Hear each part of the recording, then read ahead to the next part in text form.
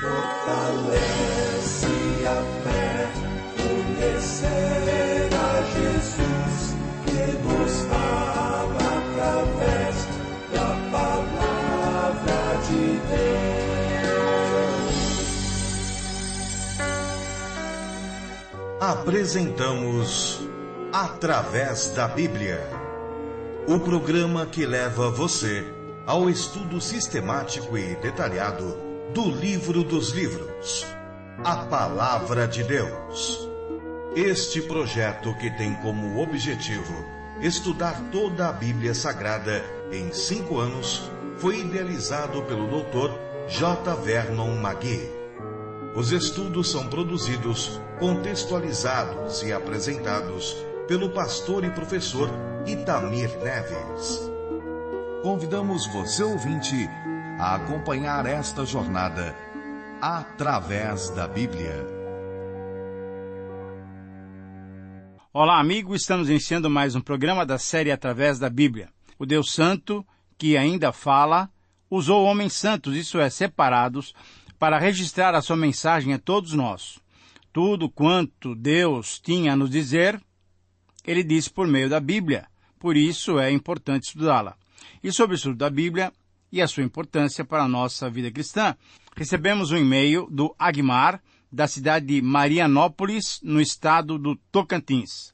Ele nos enviou a seguinte mensagem: Graça e paz, irmãos, ouço a rádio pela internet e gosto muito de toda a programação. Admiro muito o modo como alguns programas, e especificamente esse programa, expõem as verdades da Palavra de Deus, retiram as dúvidas dos ouvintes e nos abençoam. Que Deus continue os abençoando e usando-os para anunciar as boas novas em Cristo Jesus. Um abraço do Agmar. Querido irmão, muito obrigado por suas palavras. Queremos que você se sinta em unidade conosco, porque esse é o nosso objetivo. Desejamos, através desses estudos, edificar muitos irmãos e muitos amigos. Temos pedido a Deus que continue nos usando como canais da sua graça e misericórdia, alcançando muitos com o seu amor.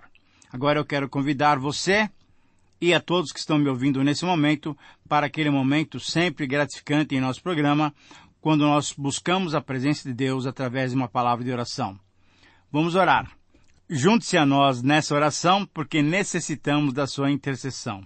Pai querido, abençoa-nos nessa hora de estudo e meditação da Tua Palavra. Te agradecemos pelo privilégio que podemos ter de abrir a Tua Palavra e ouvir a Tua voz. Agradecemos o privilégio de podermos entrar diretamente em contato contigo. Dê a Tua bênção para o Agmar, lá em Marianópolis, no Tocantins, que ele seja uma fiel testemunha do Senhor. Te pedimos também que abençoes a todos quantos nos ouvem nesse momento.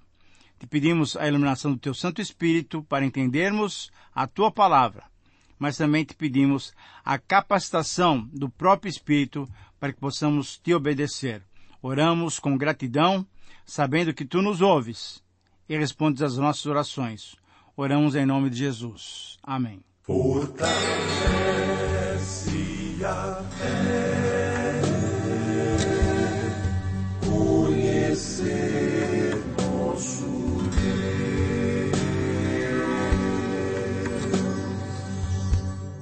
Querido amigo, hoje com alegria iniciamos o estudo no texto da profecia de Abacuque. Vamos estudar Abacuque capítulo 1, versículos 1 e 2. Ao estudarmos esses versículos iniciais, devemos nos inteirar ainda mais do contexto do livro, para extrairmos do texto todas as suas lições e orientações que Deus deixou ao seu profeta para as nossas vidas. Abacuque predisse a invasão de Judá no período em que estava iniciando o domínio do Império Babilônico. Esse império surgiu por volta de 626 a.C. Com seus aliados medos, os babilônios tomaram a cidade de Nínive, capital da Assíria, em 612 a.C., e terminamos de estudar o livro de Naum, que exatamente revelou a queda de Nínive. Para evitar que a Babilônia se tornasse o império mais forte do Oriente Médio, o Egito marchou para o norte em 609 a.C. para lutar contra a Babilônia. O Egito buscava uma vitória militar. Ao guerrear com a Assíria, que estava em conflito com os babilônios, na verdade, os egípcios estavam tentando deter esse avanço babilônico. Nessa situação, o rei Josias, rei de Judá, Reino do Sul, saiu de Jerusalém para deter o avanço dos egípcios, que para lutar contra a Síria e Babilônia, passaria com seus exércitos sobre Judá. A triste notícia foi que Josias morreu nessa batalha, conhecida como Batalha do Megido, conforme você pode conferir essas palavras em 2 Reis 23, 28 a 30. Embora os egípcios tivessem sido derrotados pelos babilônios, em 609 eles mantiveram o domínio sobre Judá e colocaram Jeoaquim no trono de Judá. 2 Reis 23, 31 a 35. Porém, em 605, as forças egípcias foram derrotadas contundentemente pelos babilônios, em Carquemes, numa das mais famosas batalhas da antiguidade. Com essa vitória, a Babilônia já não tinha mais rivais. A Assíria tinha desaparecido. E o Egito tinha se retirado para o seu território.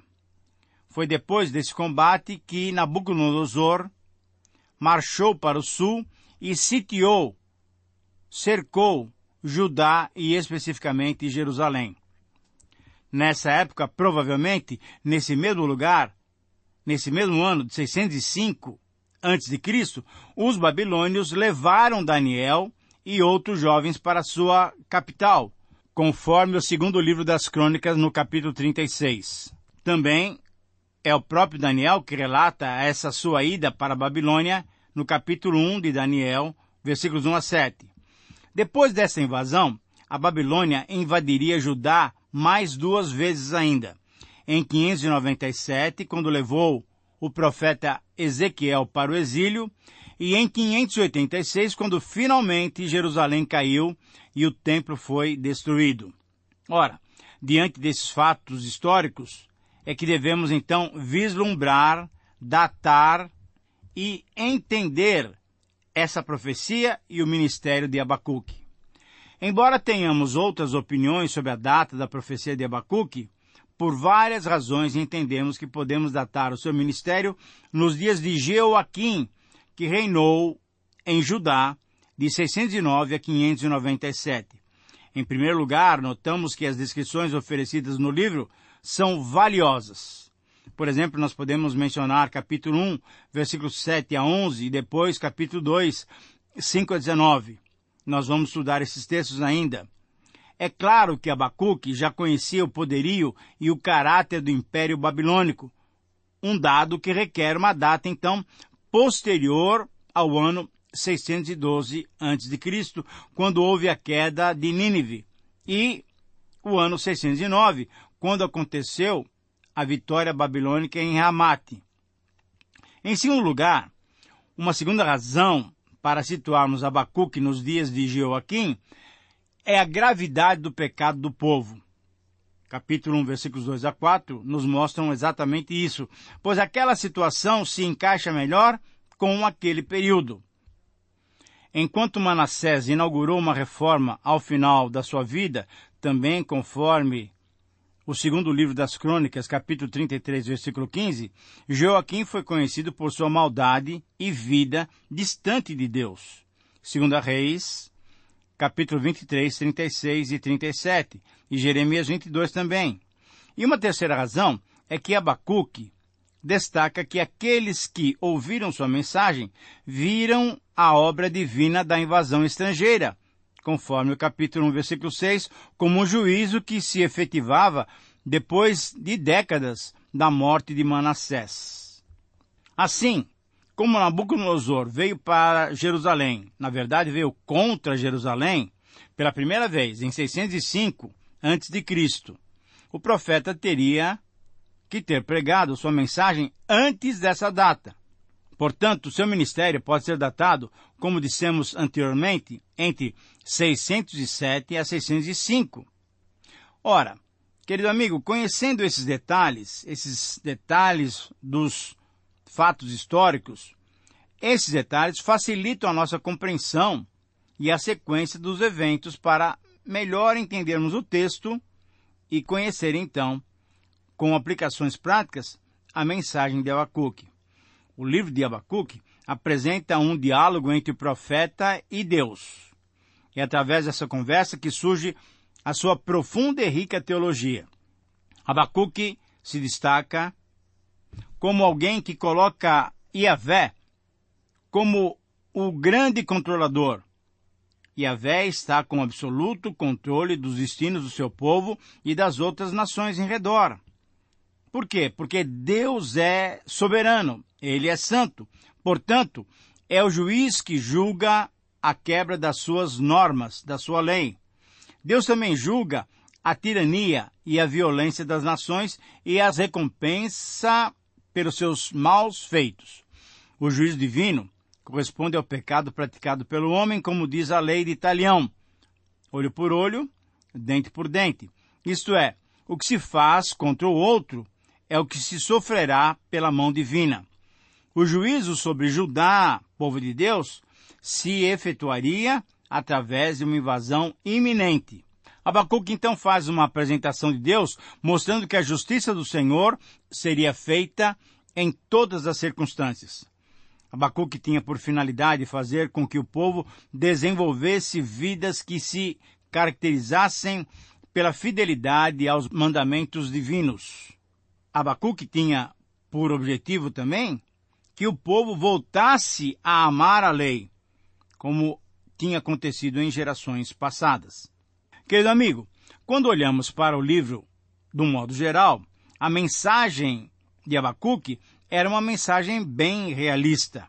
Ele não tinha por propósito que o povo tivesse um profundo conhecimento teológico dos propósitos divinos, mas sim que mostrassem sua confiança na pessoa de Deus. Por quê? Porque Deus é misericordioso e poderoso para cumprir a sua vontade. Quando chegamos ao final do livro, vamos perceber que Abacuque declara sua fé em Deus. Não importam as circunstâncias, sejam elas difíceis e incompreensíveis. Nós podemos confiar totalmente em Deus, que nos faz andar altaneiramente, conforme vamos estudar no capítulo 13, versículo 19. O nosso Deus hoje continua sendo o Deus soberano que concretiza os seus planos para com seu povo segundo a sua santidade e poder. Esse tipo de fé, semelhante ao do profeta Abacuque, é um exemplo digno de ser seguido, de ser imitado por todo cristão que quer realmente andar conforme a vontade de Deus. Mesmo diante das mais duras, apesar das aflições ou inquietações sociopolíticas, econômicas, financeiras, familiares ou espirituais, Deus está sempre sabendo tudo o que acontece com aqueles que o amam, com aqueles que o temem. Deus sabe quem são os seus, e mesmo que haja necessidade de passar pelo juízo ou pela disciplina divina, a vida do verdadeiro cristão sempre deve manifestar confiança na palavra de Deus e na pessoa de Deus. Hoje temos a liberdade de clamar, de perguntar, de questionar, pois Jesus nos revelou Deus como o Pai nosso. Por isso, podemos fazer como Abacuque, podemos questionar e perguntar: onde está Deus? Onde está o Senhor? E para estudarmos esses dois versos iniciais, damos a esses versos o seguinte título: onde está o Senhor? Uma pergunta, exatamente isso. Onde está o Senhor? Essa foi a pergunta que Abacuque estava fazendo. Nós vamos estudar hoje, então, Abacuque capítulo 1, versículos 1 e 2. Quando Abacuque demonstrou a Deus a sua insatisfação pela condição espiritual do povo, ele não esperava que Deus disciplinasse o seu povo através de uma estratégia inusitada. Isso é, através de um inimigo mais poderoso, mas um inimigo extremamente vil e ímpio. Abacuque certamente estava incomodado com os desmandos das autoridades. O rei Joaquim e as demais autoridades estavam cada vez mais ricos através da exploração dos mais pobres e dos negócios fraudulentos. Na verdade, a aristocracia judaica tinha explorado ao máximo o povo. Nós vemos isso no relato do profeta Jeremias, contemporâneo com Abacuque, Jeremias 22, versículo 13 e versículo 17. E de modo soberbo e presunçoso, as autoridades de Judá tinham queimado os escritos proféticos de Jeremias, que trazia a palavra divina de condenação contra os seus conterrâneos. Leia lá em Jeremias capítulo 36. O que surpreendeu Abacuque então, e provavelmente nos surpreenderia também, é que Deus, para disciplinar o seu povo de Judá, escolheu uma nação ímpia e violenta como seu instrumento de justiça. Essa nação escolhida foi a Babilônia. A Babilônia estava no auge das suas conquistas. Estava, ou já tinha se transformado no maior império daqueles dias. Mas a Babilônia não era povo de Deus. Para os judeus, eles eram só gentios, eles eram pagãos, eles eram pecadores. Abacuque conhecia a fama deles. Eles eram irônicos, sarcásticos, eram arrogantes. Com seus carros e cavalos, com seus soldados e cavaleiros, nada ficava em pé diante deles. Eles arrasavam a tudo e a todos. E Abacuque então percebeu que Deus usaria esse povo pecador e ímpio, esse povo incrédulo, para trazer juízo contra o seu próprio povo. Abacuque então ficou perplexo. Abacuque queria entender a lógica de Deus. Estava inquieto. Não se aguentava em si mesmo. E por isso perguntou.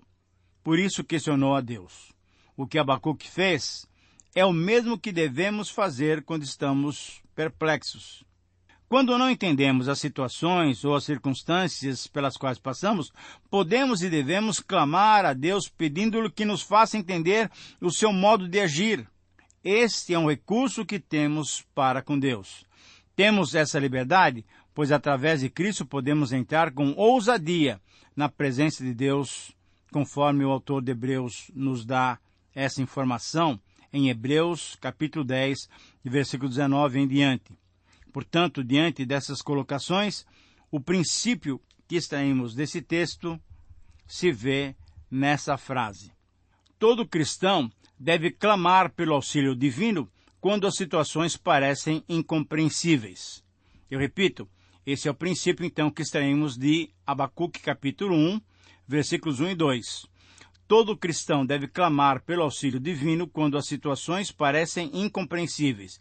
E nesse texto, encontramos 3 razões pelas quais devemos clamar em todas as situações.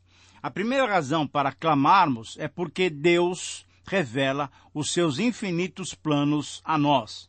Veja o versículo 1. Nesse verso, temos a sentença divina revelada ao profeta Abacuque.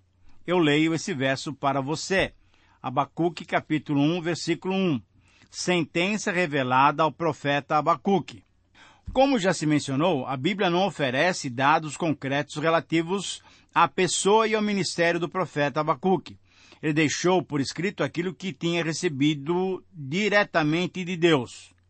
É grande bênção termos um Deus que se revela a nós, que revela os seus planos a nós. Nessa profecia, a palavrinha massa, no original, pode se traduzir literalmente como carga, porque quase sempre se refere a uma mensagem pesada, que admoesta, que chama atenção ou anuncia um juízo. Essa mesma palavra foi usada em Isaías 13:1, em Naum, capítulo 1, versículo 1, e também em Malaquias, capítulo 1, versículo 1. De fato, Deus revelou ao seu profeta uma palavra condenatória. Abacuque predisse o juízo e a destruição tanto de Judá como do império da Babilônia. Veja só, Abacuque viu essa profecia, isso é, ela veio por revelação divina. Mais adiante, Deus deu-lhe uma nova visão do futuro, como estudaremos em 2:2. E o profeta então mostrou um quadro impressionante que Deus lhe mostrara como resposta às suas orações. Como mencionamos, a vida particular do profeta Abacuque é pouco conhecida, assim como a de tantos outros profetas menores. Abacuque, cujo nome significa abraço, profetizou a Judá sobre a invasão iminente dos caldeus.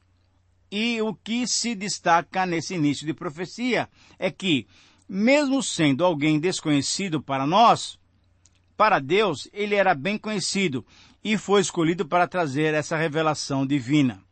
Durante a leitura do livro é possível se verificar que o texto apresenta uma sentença, isso é, um peso que o profeta recebeu de Deus, isso é, um oráculo vindo da parte de Deus, uma revelação de Deus para com o povo.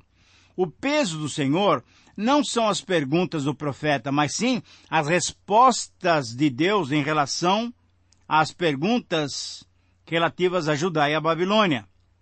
Como é bom saber que Deus nos ouve e responde às nossas orações. Como é bom termos um Deus infinito que se revela a nós, seres finitos, isso é, graça e bondade da parte de Deus. A segunda razão para clamarmos é porque Deus, por vezes, parece não nos escutar. Eu leio para você o versículo 2, pelo menos a primeira parte. Até quando, Senhor? Até quando clamarei eu e tu não me escutarás? Aqui começamos a perceber esse primeiro diálogo entre Abacuque e Yahvé sobre a justiça divina, sobre o procedimento de Deus. Esse diálogo vai até o capítulo 2, versículo 20. Esse lamento inicial de Abacuque mostra a inquietação que motivou o profeta no seu diálogo com Deus. Como é possível que um Deus santo, justo, permita que aconteça tanta injustiça em meio ao seu povo? As palavras de Abacuque estão em forma de lamento e expressam duas profundas perguntas. Até quando? Até quando? E a segunda pergunta, por quê? Por que o Senhor permite isso?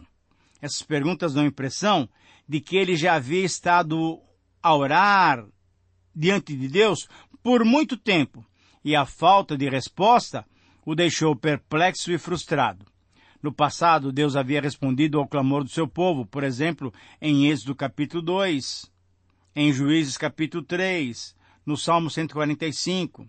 Porém, agora, aparentemente, Deus se mantinha mudo diante da súplica dos justos.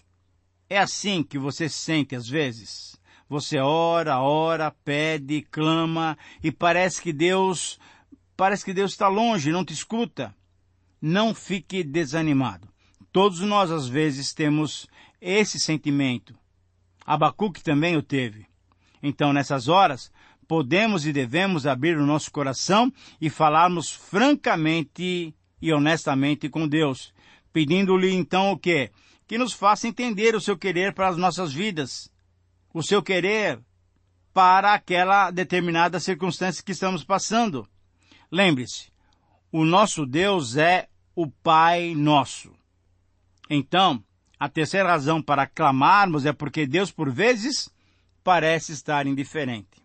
Versículo 2, eu leio o restante do versículo para você. Gritar-te-ei, violência, e não salvarás? O livro de Abacuque, querido amigo, tem início com algumas questões que importunavam o profeta. Até quando? Por quê? Não salvarás? As questões eram acerca dos tempos estabelecidos por Deus de acordo com seus planos e o seu propósito. Ora, desde a antiguidade, a preocupação dos homens concentra-se nos tempos em que Deus realizará os seus desígnios. O ser humano quer sempre saber sobre o futuro. Além de querer saber os tempos de Deus, Abacuque clamava por justiça. Mas qual o tipo de justiça era o anseio do profeta? Abacuque queria entender por que ele clamava e Deus não lhe respondia. O profeta gritava violência, violência, e não via Deus agindo.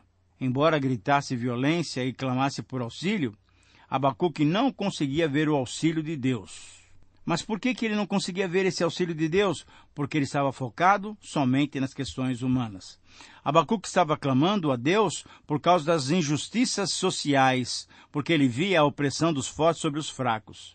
A destruição e a violência era algo aferido diariamente pelo profeta, porém ele não entendia porque Deus deixava que os homens se lançassem às suas maldades. Diante disso, o recurso que Abacuque tinha e o recurso que nós temos é clamar ao Senhor. Por isso podemos pedir, por isso podemos clamar, por isso podemos perguntar. Isso tudo pela liberdade que Jesus conquistou para nós.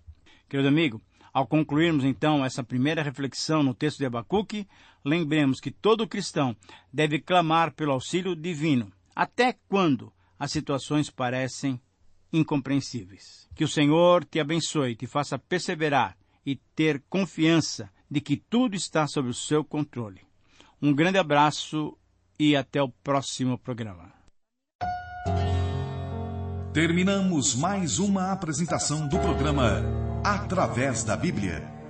Esperamos que você nos escreva dando a sua opinião sobre o que ouviu. O nosso endereço é Caixa Postal 18.113, CEP 046269770, São Paulo, São Paulo. Ou pelo e-mail através da Bíblia @transmundial.com.br. Este programa foi produzido nos estúdios da Transmundial. Meu pecado sei.